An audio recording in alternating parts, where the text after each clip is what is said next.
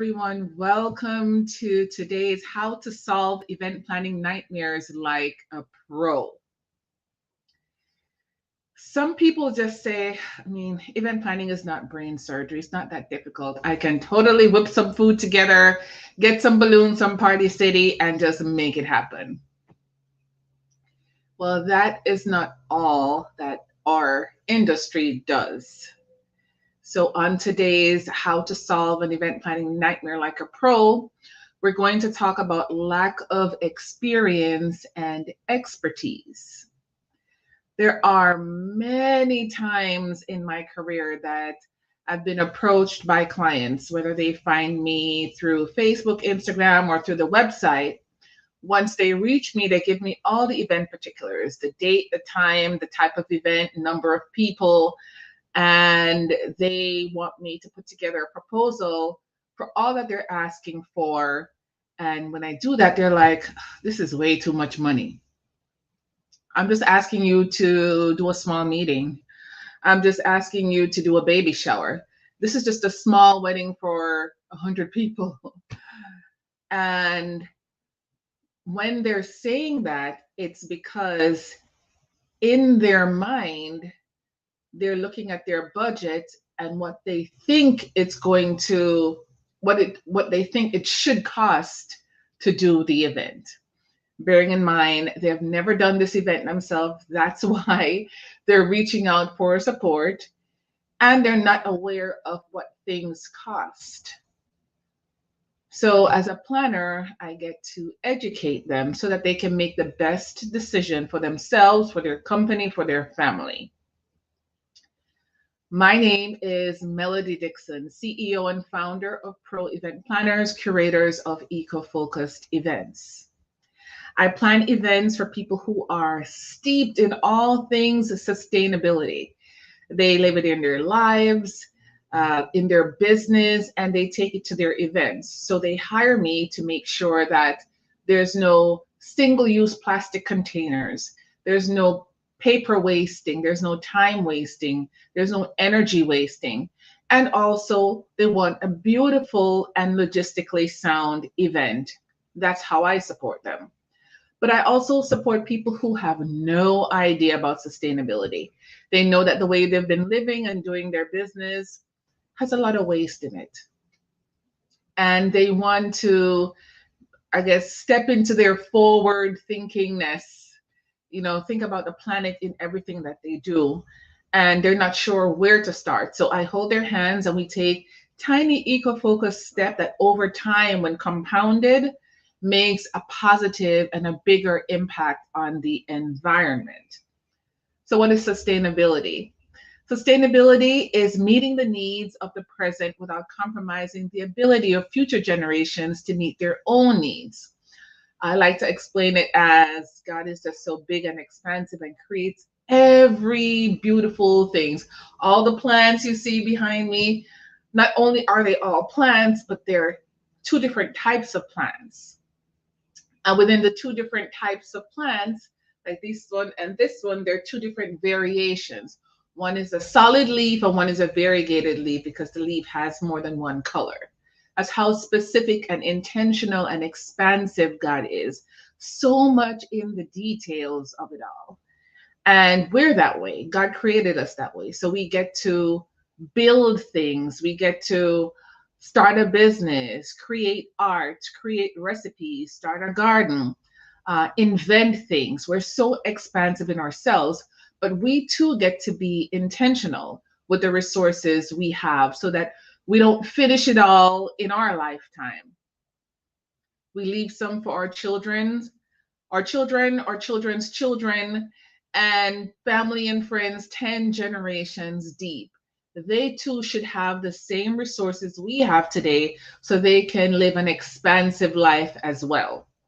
Now, there are three pillars of sustainability. The first one is the environment, and this has to do with reducing the use of what we already have, reusing what we have, and recycling. Reduce, reuse, recycle. I like to squeeze in upcycle because instead of tossing things or maybe putting on it in the landfill or burning it for energy, we can transform it into another thing that we can get more use of. And the example I like to give is there's a show on HGTV. It's called, well, it used to be, it's called Flea Market Flip. And this is where a crew, maybe they're competing siblings or competing friends or college mates, whatever it is, two competing teams, and they're given a theme to go to a flea market and buy old toss away things that, looking at it, you don't see like what could they use it for. Like, this is an old pram. A pram is like the precursor to a stroller. It's like a British word. In Jamaica, my sister and I we were pushed around in a pram as babies. And it's just, you put the baby in it and you walk, just like a stroller. But it looks more with bicycle wheels and something vintage. They have tons of those at the flea market. And the team will purchase it, I don't know, $10, $20, and transform it into a love seat or end tables, something that you couldn't really see initially in looking at the thing that they're buying. They have the vision for creating something more out of it, giving it a life extension so that we can use it some more and then start the cycle again. Reuse it, reduce our use of the materials, and recycle all over again. Third is economics. We get to make sure that if it's sustainable, it gets to make money as well. We're not just spending money on LED lights and water filtration systems and all these time-saving things if you're losing money. So if it's sustainable, it's got to make money as well. And social responsibility. We get to make sure that people in our community, they get to have a place to live, food to eat, health care, a job so that they can take care of their family and friends, and room to be creative, room to be who they are, how they want to be. All right, so those are the three pillars of sustainability.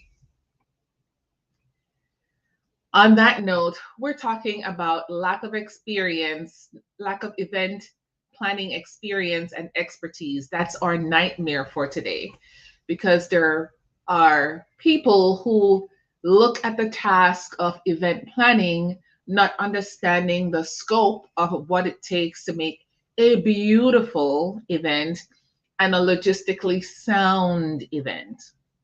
If you go to events at people's house, it's pretty casual. You know, they keep the living room furniture the way it is. They may have a couple of balloons, they have a DJ, and a dining room table with food. Yes, that is planning for an event, but on a minimal scale, because it's family and friends. If you run out of something, you can quickly run to the store, or you don't need any keynote speakers and audio visual that is going to be, you need a teleprompter or anything like that. So home-based things, do you. But for events that really matter, the events where it's a baby shower, let's start there. It's a baby shower and two families are coming together, the family of the mom, the family of the dad. And you want it to be a particular atmosphere that encourages people getting together, getting to know each other, and also impress each other and set the tone for your life and your relationship and your connection together. It matters that you hire an event planner. If you're doing a corporate event, you're doing a seminar, you're launching your book, you don't have time to be figuring out what tablecloths coordinate, and if you need large centerpieces or no centerpiece, or things like that. You get to hand that over. Now, if you don't have the experience to understand what it means to do a book launch and what a well-branded event looks like and how it can support you not only in selling your books, but growing your reputation as an expert in the field and having your brand feel cohesive, then you need an event planner. Now I made up a little list. It's a fun list of you don't need an event planner if. So you don't need an event planner if you have plenty of free time. Planning events take time and lots of it. Much of it can get washed away with, you're paying attention to little things and you're not realizing time is running out. And sometimes you may spend time focusing on I don't know, the colors, like making sure it's a peach and not a watermelon color. They're very similar. One has a deeper, almost rusty orange, and one is more like a pastelly orange. And then there's also neon orange. You don't waste your time focusing on that, because when you do, the time runs out and then you're rushing in the last minute. Experienced event planners save you time by completing the work that needs to be done and by being able to prioritize what is important. Is the color scheme important? Absolutely. Is it the most important thing? No, it's not. But if you feel you don't need an event planner and you have a lot of time, it's your world. You don't need an event planner if you have a bottomless budget. That means if you have no need to be managing to a budget, you just want to buy what you want when you want, all of it, good for you. You could just call up any vendor and say, here's $1,000 here, here's $10,000 there, and make it happen. You can, that's your prerogative. Keeping an event budget in check is always a challenge.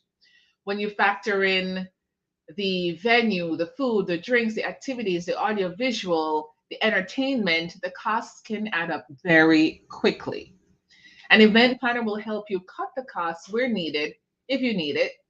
They'll know your budget as well as what are the important parts that you must have in your event for it to be successful. When they have clarity on that and they communicate that to you, then they can say, okay, we want to cut from here and put here or add more, depending on, what your feelings are about the particular thing that we're talking about. Then third one is you don't need an event planner if you are best friends with the best vendors. If you could just go Google and close your eyes and just grab a vendor and you just happen to get the best one, fine. If you think that because you're having an event and you go to a vendor that you're their bestie and they're giving you the best prices, absolutely not. Vendors are running a business. That means they depend on filling their calendars with events. And a client can go directly to a vendor, and of course, they can get good service and a decent price and all that. But when a vendor connects with an event planner, it's a whole new thing, because it's a mutually beneficial relationship in that the planner has more than one opportunities for the vendor to earn money throughout the year. And the planner sees the vendor as appreciating their ability to give them more business. And so that vendor will not only put their best foot forward, they'll go above and beyond and even jump in and support in things that are not their job. Though that's a way to be, it's a way to give, and the planner is giving and promising more than one business to the vendor. The vendor is giving their service in excellence, but also looking for other ways to support the planner.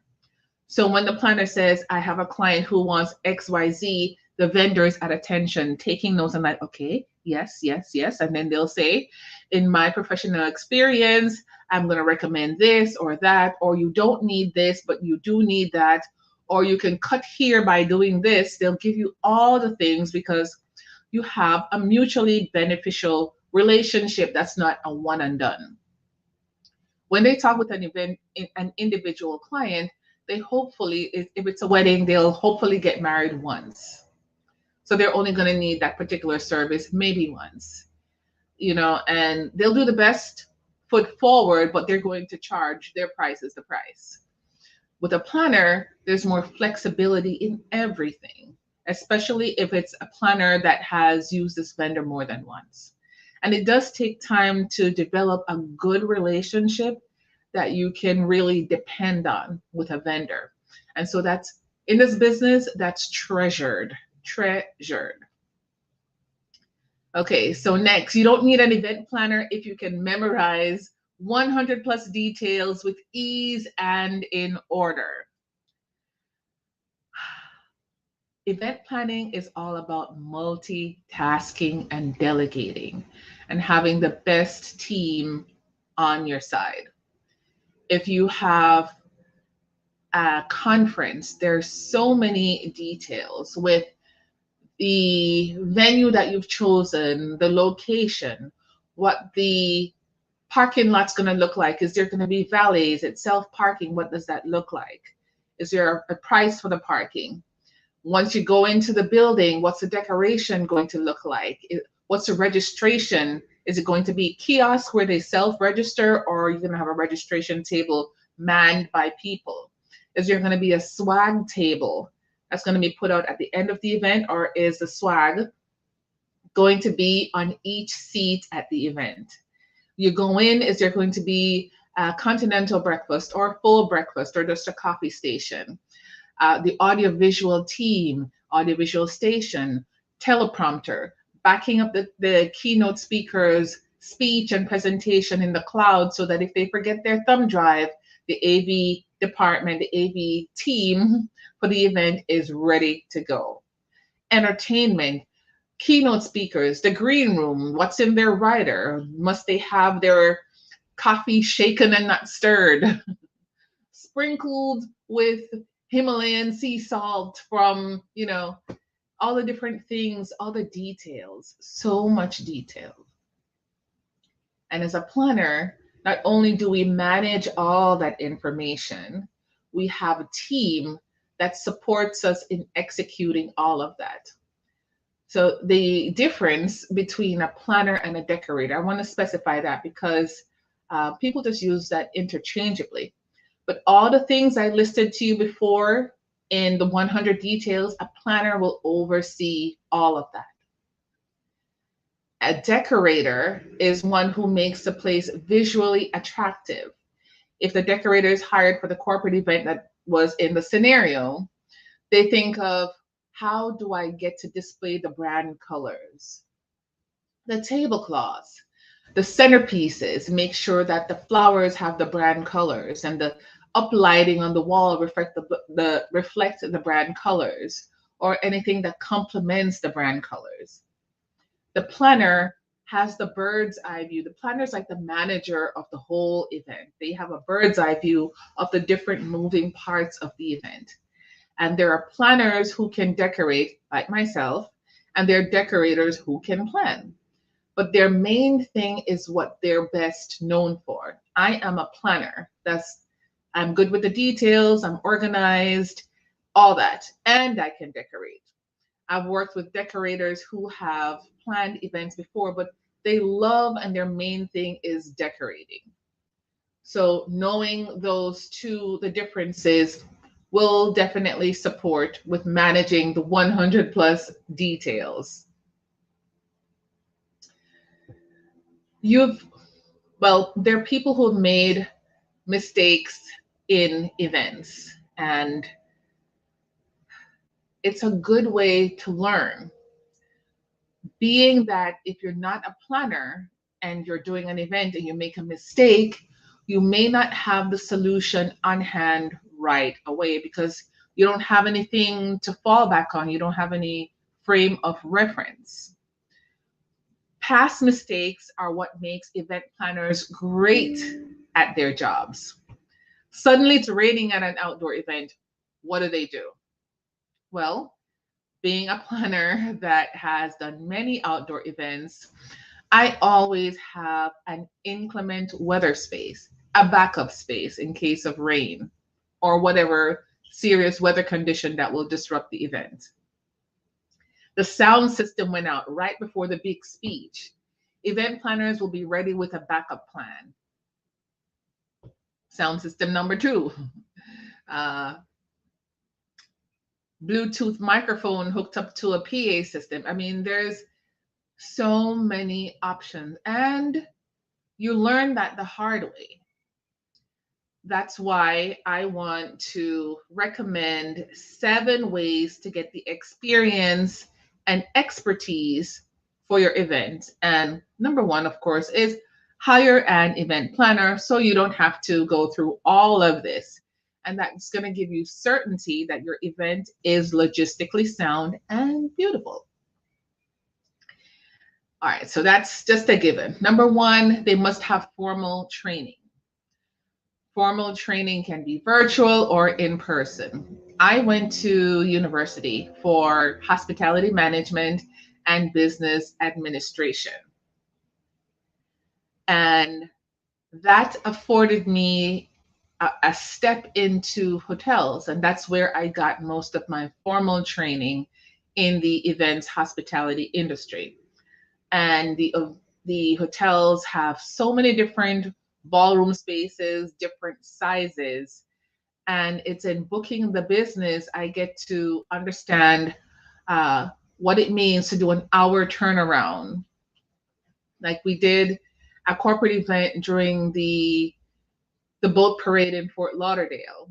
And it was a company, they rented out the ballroom right by the Intercoastal. And they had some kind of a almost State of the Union speech with all the staff. They came, so the room was set up theater style. And then once that was done, they went out onto the pool for a cocktail hour.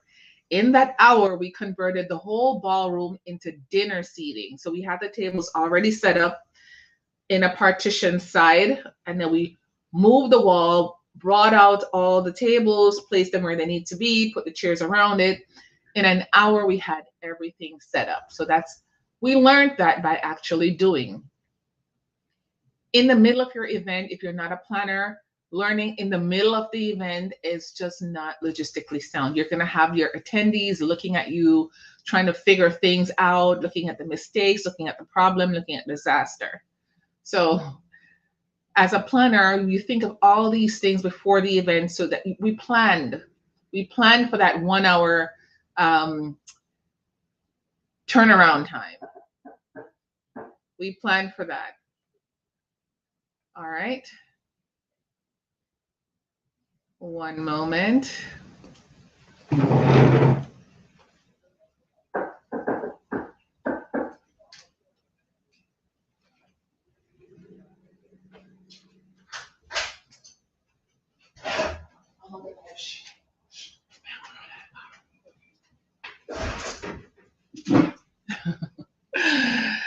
Just had a visitor. All right. Number 2, continuing education. This is where we get to brush up on what we already know. I have recently updated my certification. I'm now I'm a sustainable event strategist. I joined an organization called MPI, Meeting Planners International, and I added a certification to all that I do. I am also, number 3 is being aware of industry trends. Make sure that we know what's the latest going on with the law, with the industry, what's the trend, what's in, what's out, all of that, so that I can apply it to your event. Number 4, I have my own best practices based on events that I've done in the past, situations that have happened, and what I did to solve it. And what I do, I take that information and I go ahead and use the tools that I developed to make sure that it doesn't happen on the next event. Number 5, I have business standards. I make sure that I have policies in place to run my business. So if my policy is you get an initial consultation, and then for the packages, it's the price is the price for the service. If it's out of your budget, then we get to remove some things from the package until it becomes something that you can afford. But it also means that the things we remove, you get to do it. It wouldn't be fair if my package is priced based on the amount of work that needs to be done, and I just cut it in half because you ask, but you still expect me to do all the work. So then I wouldn't be running a business, which is a for-profit enterprise. Number 6, I have a heart to serve. I am here for your winning. I do my degrees and my continuing education certifications and my learning and my developing best practices, all so that I can serve you better and make sure your event is logistically sound and beautiful. Now, it's a lot. I know it's a lot. And so I have created my pro event package. This is the hashtag Hire It Done package. The link for that is in the bio for Instagram, and on YouTube is going to be in the description of the live. This package allows you to be able to tell me what you want for your event, what's important to you, how you want it to look and feel, who is coming, what it means to you, what it means to your business, and how much money you have to spend to make it happen. Then I take that and I hit the ground running, and I make sure that all of that is taken care of for you so that you don't have to worry about that. You can focus on signing your books, or rehearsing your keynote speech, or connecting with your attendees. It's just a good way to kind of free you up and give you some certainty. To learn more about this package, go to myproeventplanners.com, click on the event packages. You'll see you'll see pro event package. That's the first one. And all the details are there. All that's included is there. If that package doesn't suit you and you have any questions, reach out to me. My name is Melody Dixon, CEO and founder of Pro Event Planners, curators of eco-focused events. My email address is info@myproeventplanners. Thank you so much for joining me today, and I will see you on the next live when we discuss another event planning nightmare and we find a way to solve it like a pro.